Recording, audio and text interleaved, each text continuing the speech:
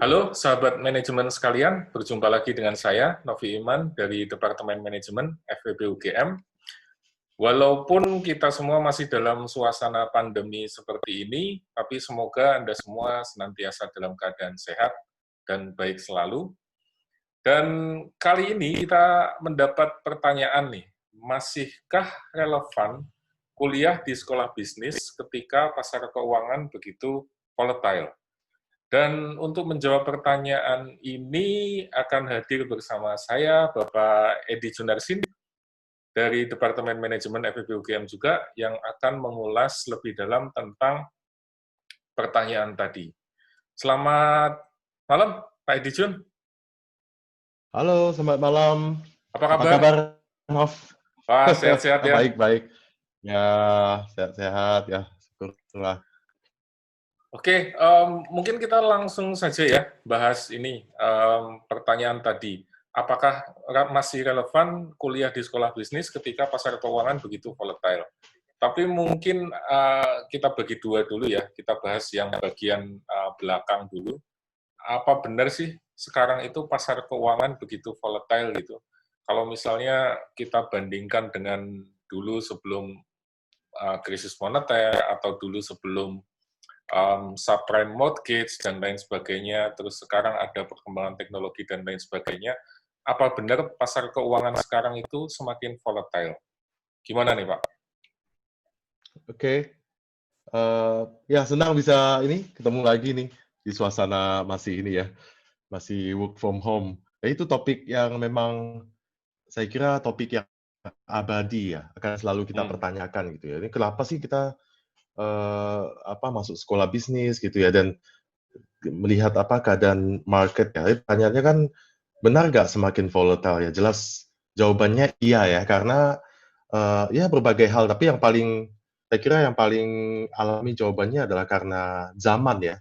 Jadi zaman ICT yang sangat canggih ini ya, Information and Communication Technology, membuat pasar itu semakin ya mencapai level yang secara teoritis kita bilang frictionless atau seamless itu. Ini misalnya kalau dulu kan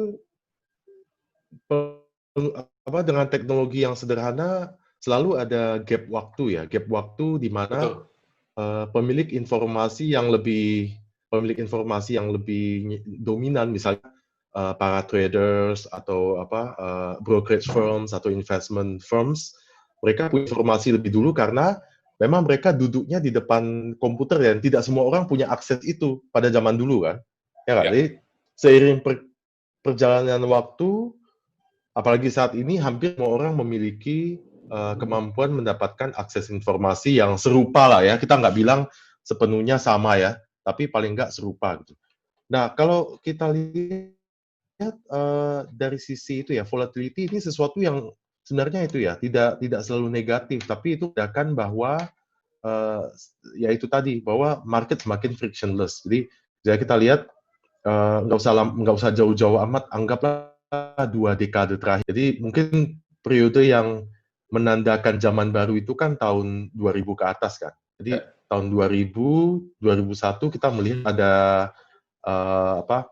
stock bubble burst. Jadi itu adalah bubble burst yang saya kira versi-versi zaman dulu, tapi yang tidak jauh berbeda itu. Jadi ketika terjadi bubble burst buat saham-saham teknologi tahun 2001. Tapi 2001 juga kita melihat ada peristiwa besar, yaitu World Trade Center ya. Ya, WTC, World betul. Trade Center. Jadi setelah 2001 ya banyak hal terjadi gitu ya. Kita lihat perang di mana-mana, tapi perang itu membawa konsekuensi itu juga, konsekuensi pasar ya, karena begitu para tentara itu mungkin mulai berkurang itu ya di negara lain dan banyak yang kembali ke Amerika misalnya tahun 2003 gitu.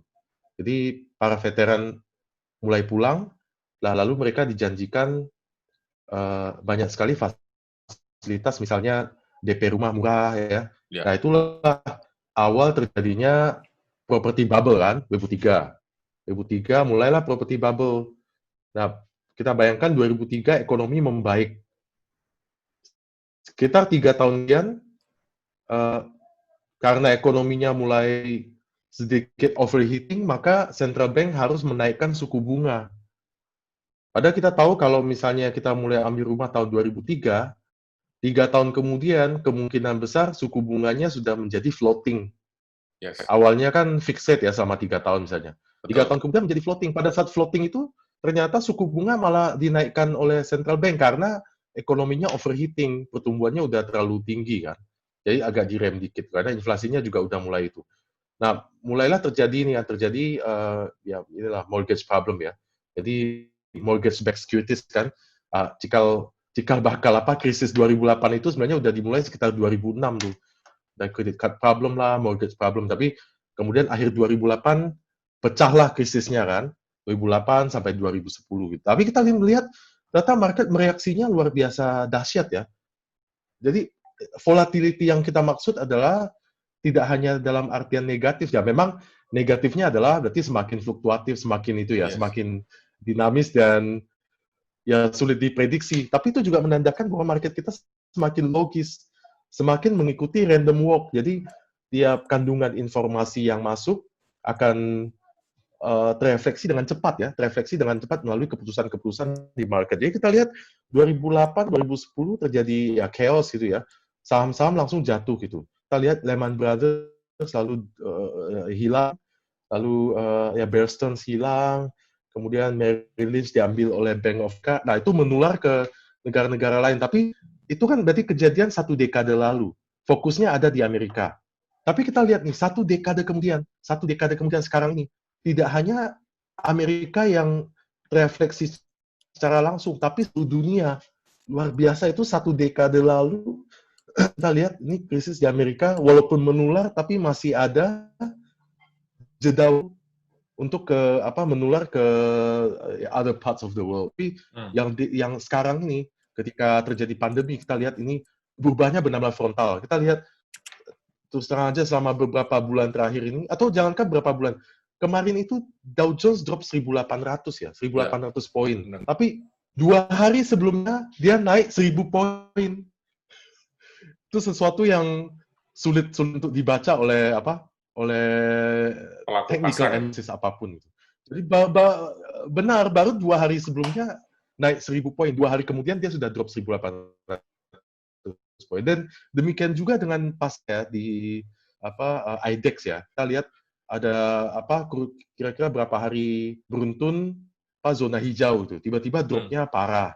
Terus hijau lagi sebentar, itu dropnya parah selama beberapa hari. Itu benar-benar volatile ya. Jadi dari satu sisi ini memang tidak mengenakkan buat orang yang biasanya sudah menikmati ya, kemudahan untuk melakukan technical analysis, kemudahan untuk menebak pola ya. Tapi dengan ada volatility ini berarti menandakan bahwa market ini semakin logis juga, bahwa setiap kandungan informasi yang masuk itu refleksi dengan cepat dan skalanya benar-benar global ya. Benar global. Jadi kalau ditanya apakah market semakin volatile, iya. Tapi apakah ini selalu dalam konteks negatif? Tidak sih. Konteks positifnya justru adalah ini semakin dinamis dan berarti sifat logis dari market itu semakin kelihatan. Ya walaupun kita tetap mengakui bahwa sisi behavioral ya masih tetap ada lah ya, tapi maksudnya market itu semakin logis ya. Jadi misalnya kalau kita bilang herding behavior, ya pasti tetap ada gitu. Tapi herding behavior yang ada pun semakin cermat ya. Kalau dulu kan kita sekedar itu aja ya. Sebagai pemain pasar juga mungkin nggak usah lama-lama amat, mungkin 5 tahunnya gitu. Jadi saya tuh merasa lebih terjamin kalau saya ikut-ikutan aja, ikut-ikutan main yang agak besar gitu. Kalau dia lagi buying ya kita ikut buy juga. Kalau dia lagi profit taking kita ikut jual. Tapi sekarang ini jauh lebih susah diprediksi loh. Jauh lebih susah diprediksi. Jadi walaupun kita mencoba melakukan herding behavior, tapi ternyata itu ya semakin besar skala market dan semakin volatile dia, semakin efisien lah sebenarnya, semakin logis lah dia. Jadi sesuatu yang saya kira sangat menantang terutama buat generasi milenial ya. Asik. Enggak, saya mau balik lagi tentang tentang bahwa pasar itu semakin sulit diprediksi ya. Kalau dulu kan kita bisa monitor misalnya malam Dow Jones penutupannya naik atau turun, terus kemudian besok paginya kita bisa ambil posisi berdasarkan itu ya. Ya. Atau misalnya dulu kita bisa day trading harian, pagi pasang posisi, nanti sore gitu kita close, dapat duit, bisa buat makan-makan dan lain sebagainya. Tapi sekarang hal-hal kayak gitu udah nggak mungkin lagi ya. Mungkin, tapi semakin tidak mudah untuk memastikan. Jadi kalau Dow tadi malam hijau, belum tentu besoknya otomatis ya, karena ada berbagai itu pengaruh dari berita paginya, bahkan pengaruh dari stock exchanges di Asia, ya kan ada yang buka dulu kan, Jepang buka duluan, Cina buka duluan, Australia buka duluan. Jadi inilah lebih dinamis ya. Atau misalnya contoh lain ya, kalau misalnya di perusahaan itulah ya, perusahaan yang terutama bidang forex ya. Itu kan kita sangat mengandalkan misalnya beberapa model parity conditions. Parity conditions terkenal pada umumnya lah, purchasing power parity, kemudian interest rate parity, Fisher equation kayak gitu ya. Kan misalnya kita secara common practice kita kan mengatakan kalau misalnya futures rate yang terbentuk itu ternyata itu ya tidak sama dengan equilibrium rate yang seharusnya berdasarkan katakanlah interest rate parity, maka kita tuh punya kesempatan nembak nih. Tadi contohnya misalnya inilah, harusnya rupiah terhadap dolar itu menurut hitungan kita ya, interest rate parity berdasarkan interest rate differential harusnya 14.500 lah gitu. 14.500 rupiah per dolar. Tapi ternyata di pasar futures rate untuk katakanlah periode 6 bulan itu dijual pada tingkat 14.200.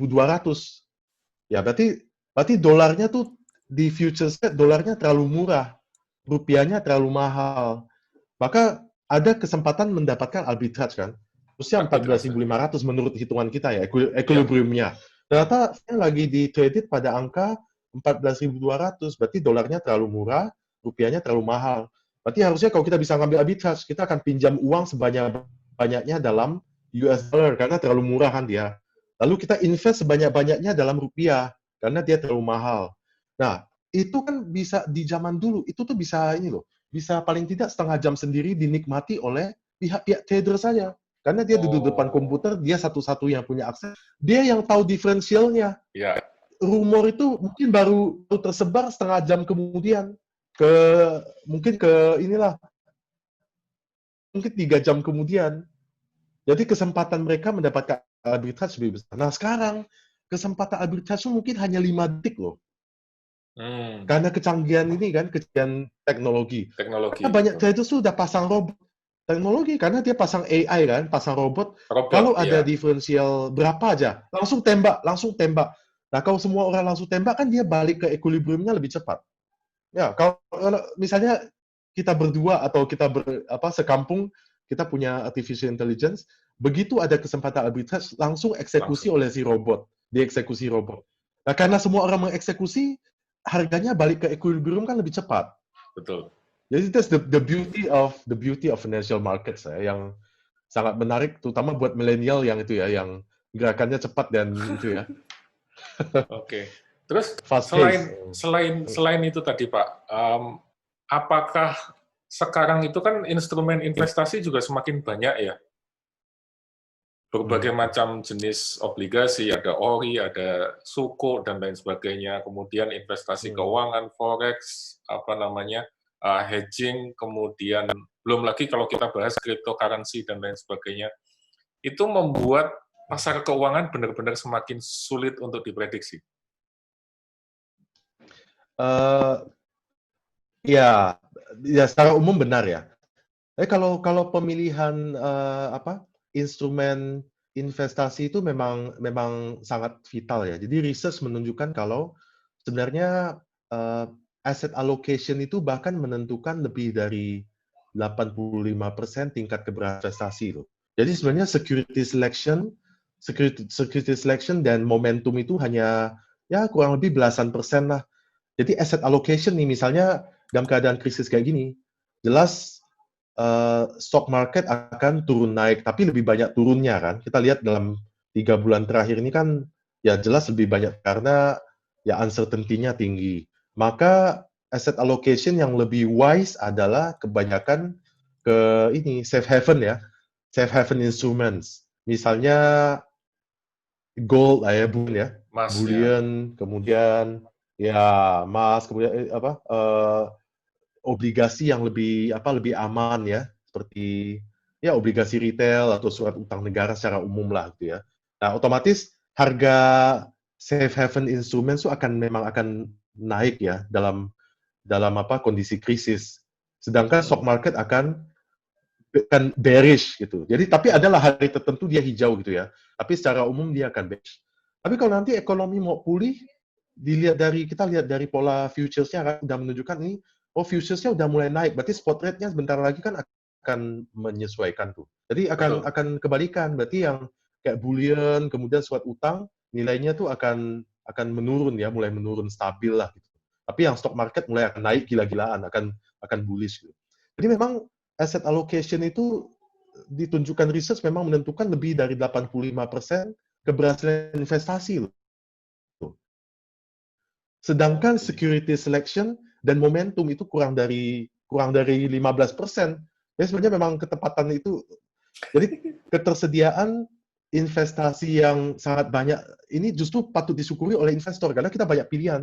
Ya kan kita bisa jual beli saham tentunya, obligasi, tapi kita juga bisa ini ke berbagai macam fintech startup ya, ada Bareksa yang terkenal ya, ada Investri lah, modal rakyat segala macam itu. Jadi kesempatan investasi benar-benar sangat alternatifnya semakin banyak dan ini saya kira itulah ya positif ya buat market dan juga buat investor. Oke. Terus kemudian pertanyaannya Pak Aidi, semakin ke sini apakah hubungan antara kelas aset yang berbeda itu akan semakin jelas atau justru makin tidak jelas? Misalnya kalau dulu saham naik, maka obligasi biasanya turun returnnya.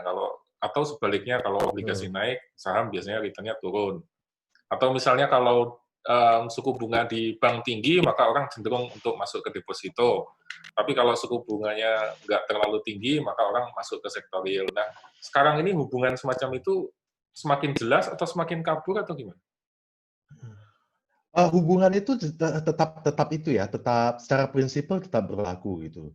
Cuma kejadiannya yang lebih dinamis ya, lebih cepat gitu. Jadi sulit bagi kita untuk memastikan kalau pola itu akan berlangsung misalnya 1 minggu.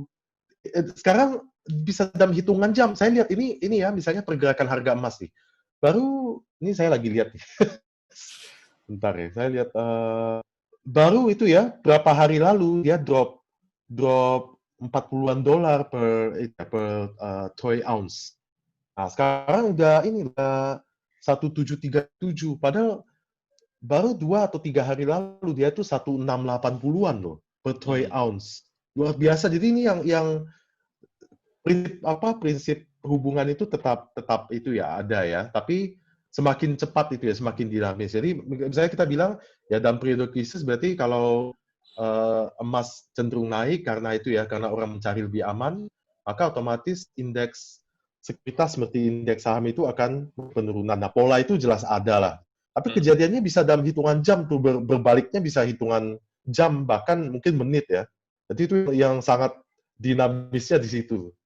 Polanya sama, tapi kejadiannya berubah-ubah cepat sekali. Oke.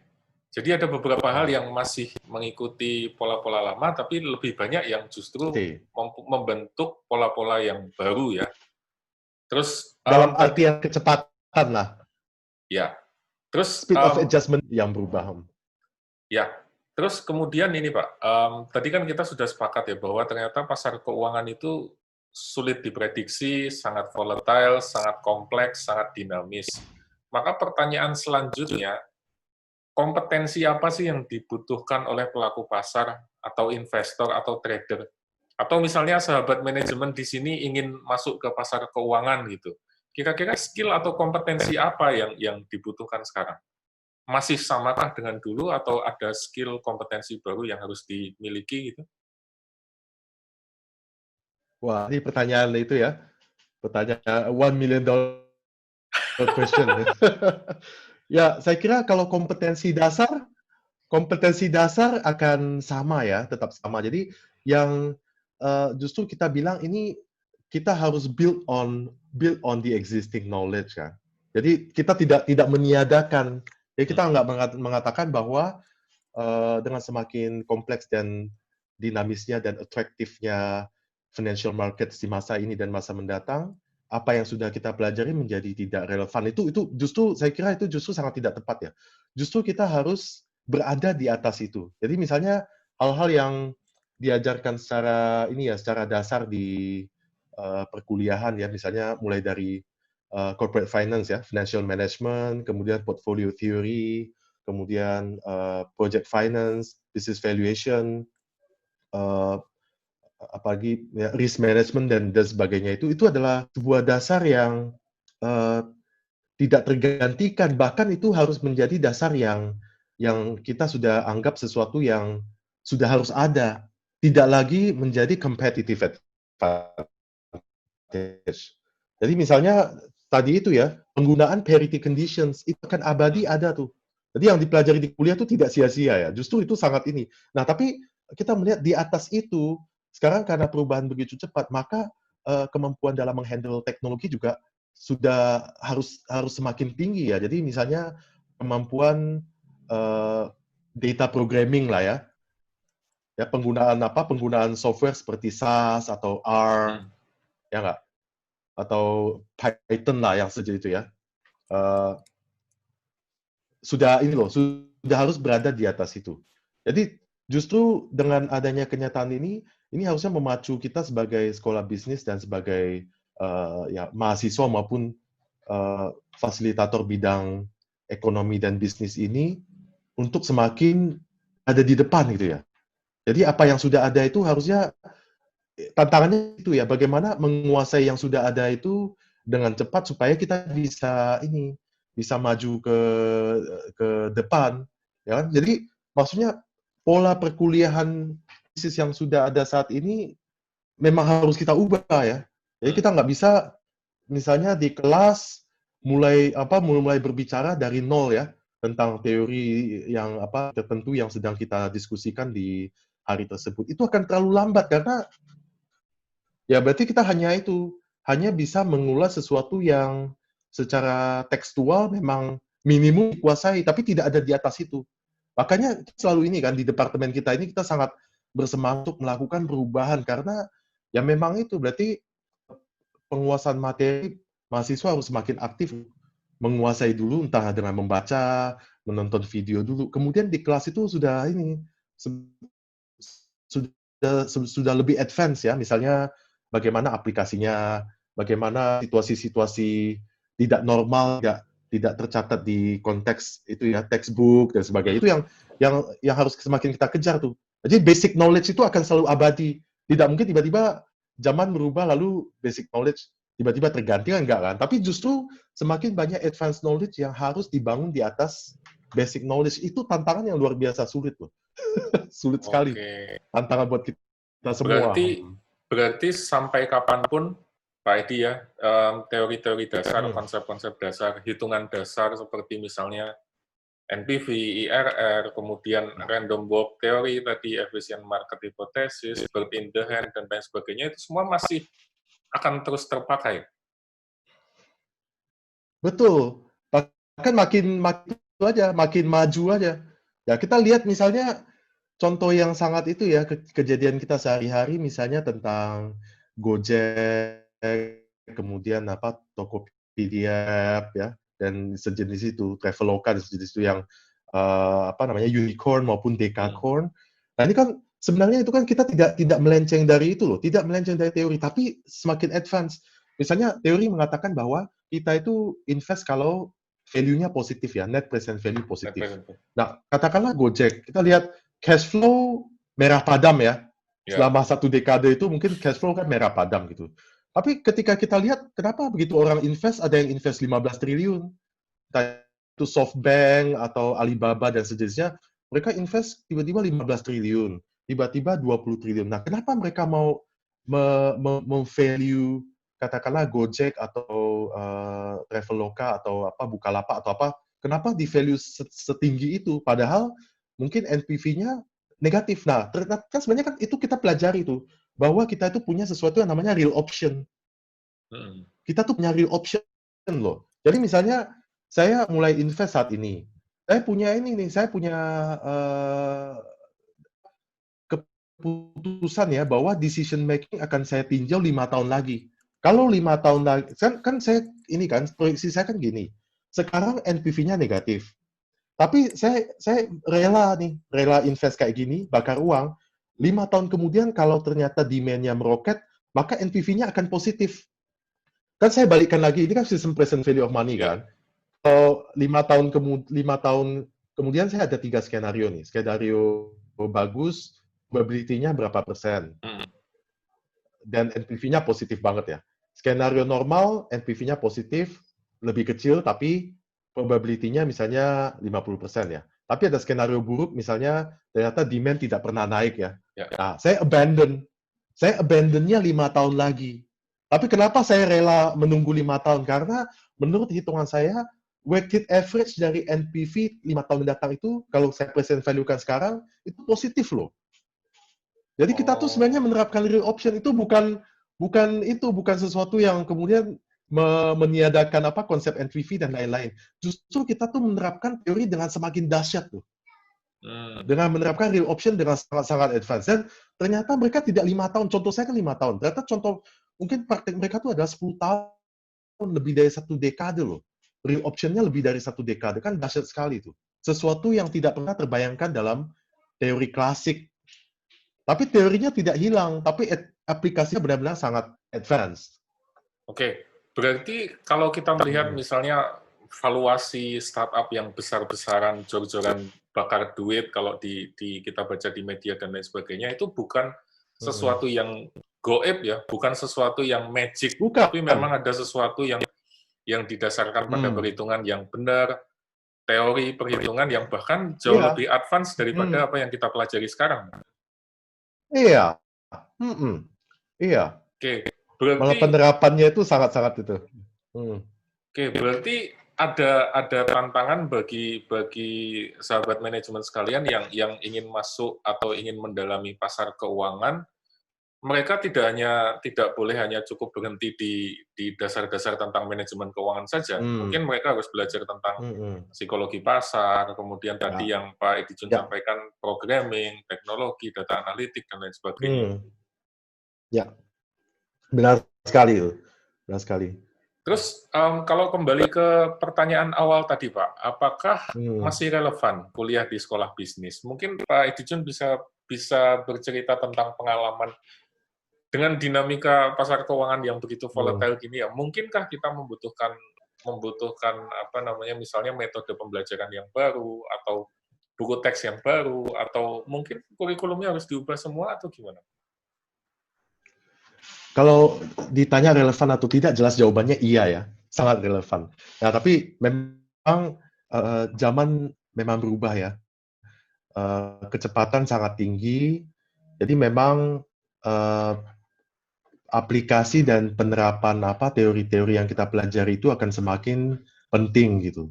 Tapi ini kan tidak meniadakan fakta bahwa kita perlu menguasai dulu. Jadi kalau kita tidak menguasai teknik apapun, ya apa yang mau diaplikasikan itu. Jadi sesuatu yang melebihi penguasaan konsep itu. Dan seperti yang saja itu ya, self-explanatory juga tadi pertanyaannya. Memang kita perlu melakukan banyak pembenahan lah ya. Kita lihat ini dengan adanya kemajuan teknologi, sebenarnya kan knowledge itu kan relatif tidak sulit untuk didapatkan dari manapun gitu. Jadi misalnya kita di video ini kan sumber pembelajaran, ada mungkin teman-teman yang menonton, tapi mereka juga bisa menonton itu loh. Penerima Nobel sedang memberikan kuliah topik tertentu, ya nggak? Ya, jadi knowledge kan semakin accessible dan unlimited gitu. Nah, yang menjadi tantangan kita di business school adalah bagaimana kita mulai lebih fokus pada penerapan teori-teori. Tapi sekali lagi ini ya, saya menekankan bahwa basic knowledge dan theoretical frameworks itu akan sangat penting gitu. Jadi kita nggak bisa menerapkan apapun kalau kita nggak punya teknik apapun loh. Jadi semakin berat ya. Jadi kalau kita lihat misalnya kita ngambil ya MBA program lah ya, MBA program di sekolah-sekolah top itu, begitu masuk tuh langsung case studies loh. Bagi mungkin itu ya ada yang salah kaprah mengira bahwa ya udah kita itu aja tangan kosong masuk tiba-tiba ngomongin tentang kasus. Itu kan itu ya Bunuh diri jadi ya. tidak terlalu bermanfaat tuh ya. Iya, malah tidak bermanfaat. Justru itu adalah sesuatu yang sulit karena berarti semua partisipan di situ baik dosen maupun mahasiswanya berarti secara teoritis sudah itu semua loh ya, sudah level of semua. Lalu bagaimana itu langsung ke case study, seperti itu kan tantangannya luar biasa. Jadi bayangkan misalnya saya mengajar tentang portfolio, lalu begitu masuk misalnya sesi tertentu, ayo kita ini yuk buat ini, buat membentuk optimum portfolio berdasarkan Markowitz. Lalu minggu depannya membentuk optimum portfolio berdasarkan Sharpe. Itu kan berarti saya berasumsi bahwa semua mahasiswa sudah entah itu membaca, nonton video atau dimanapun mereka sudah memahami itu loh. Mean and variance modelnya Markowitz, kemudian single index modelnya Sharpe dan sebagainya. Itu kan asumsi yang sangat itu ya, asumsi dasar yang mendasari kita supaya maju lebih ini kan. Jadi memang di business school saya kira itu ya, perlu ada perubahan kurikulum sehingga semakin progresif. Cara pembelajaran juga semakin progresif ya. Tidak seklasik seperti dahulu kala, tapi itu juga suatu tantangan yang sangat tinggi karena itu berarti menuntut semua sivitas partisipan di situ ya, dosen maupun mahasiswa untuk sangat menguasai materi dasar sehingga kita begitu pertemuan itu langsung masuk ke aplikasi yang lebih advance gitu. Jadi keberadaan business school itu masih sangat relevan. Bahkan menurut saya akan sangat relevan karena disitulah kita mensistematiskan sebuah training ya. Jadi misalnya ya kalau misalnya kita belajar sendiri atau apa tanpa itu kan juga ya bisa ya. Tapi disitulah di business school trainingnya menjadi sistematis. Lalu kita punya peers. Saya bisa aja kita berdua kan kita peers ya. Kita bisa saling membantu. Ya nggak? Saya ada sesuatu yang saya tidak terlalu paham, data Novi lebih paham karena mungkin menguasai teknik tertentu yang lebih baik. Tapi teknik yang lain mungkin punya saya lebih baik. Nah, disitulah terjadi itu ya. Entah itu networking maupun collaboration. Ya, jadi saya kira itu ya. Business school kalau disesuaikan dengan zaman ini membawa manfaat yang luar biasa buat semua lah, buat teman-teman semua business school graduates. Oke. Jadi kalau boleh saya ulangi ya Pak, berarti untuk memaksimalkan, untuk make the most of the education itu, kita dituntut untuk belajar mandiri dulu, hal-hal yang basic, kemudian nanti di dalam kelas, di dalam perkuliahan, kita bisa masuk ke hal-hal yang lebih spesifik ya, misalnya ke kasus, Saya ke kira iya ya. implementasi, atau belajar hal-hal yang Ya. lebih advance, on top of the basic Iya. knowledge tadi. Terus kemudian juga di Iya. kelas tadi bisa dimanfaatkan untuk misalnya kolaborasi, untuk membangun network, untuk bikin project, dan lain sebagainya gitu ya. Wah, menarik sekali Pak Edi Junarsin atas paparannya. Iya. Tapi mungkin tidak semua akan kita diskusikan di sini. Kita nanti akan lanjutkan di pembahasan yang berikutnya. Buat sahabat manajemen sekalian yang sudah menyimak, terima kasih banyak. Mudah-mudahan diskusi ini bisa membawa manfaat. Bila ada pertanyaan, saran, atau komentar, mungkin bisa dituliskan di kolom komentar di bawah ini. Sampai jumpa lagi di lain kesempatan. Terima kasih.